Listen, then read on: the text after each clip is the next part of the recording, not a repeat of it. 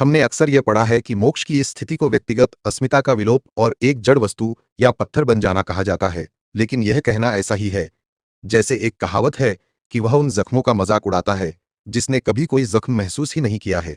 He just set scars that never felt a wound.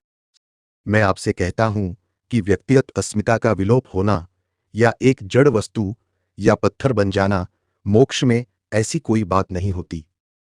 अगर इस छोटे से शरीर की चेतना का आनंद लेना ही खुशी है, तो दो शरीरों की चेतना का आनंद लेना और भी बड़ी खुशी होनी चाहिए। जैसे जैसे शरीरों की संख्या बढ़ती है, खुशी का पैमाना भी बढ़ता जाता है, और खुशी का अंतिम लक्ष्य तब हासिल होता है जब यह व्यक्तिगत चेतना एक सार्वभौमिक चेतना बन जाती है।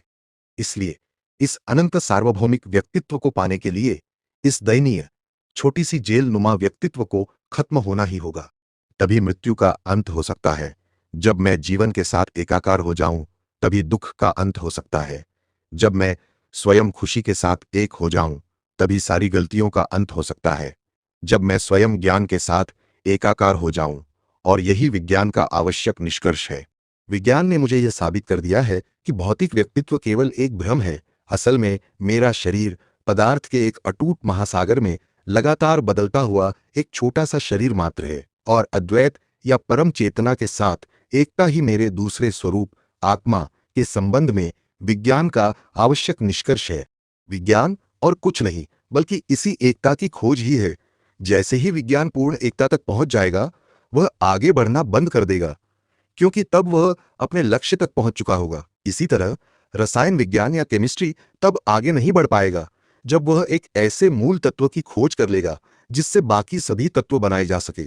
भौतिक विज्ञान फिजिक्स तब रुक जाएगा जब वह एक ऐसी ऊर्जा की खोज करके अपनी सेवा पूरी कर लेगा जिसके बाकी सभी रूप केवल उसी के ही अलग अलग प्रकटीकरण हैं। और धर्म का विज्ञान तब पूर्ण हो जाएगा जब वह उस परम सत्ता को खोज लेगा जो मृत्यु से भरे इस ब्रह्मांड में एकमात्र जीवन है, वह जो इस निरंतर बदलते हुए संसार का शाश्वत आधार है, वह जो एकमात्र ऐसी आत्मा है जिसकी बाकी सभी आत्माएं केवल भ्रामक प्रकटीकरण मात्र है। इस प्रकार अनेकता और द्वैत के मार्ग से ही अंततः उस परम एकता तक पहुंचा जाता है। धर्म इससे आगे नहीं जा सकता। यही समस्त विज्ञान का अंतिम लक्ष्य है।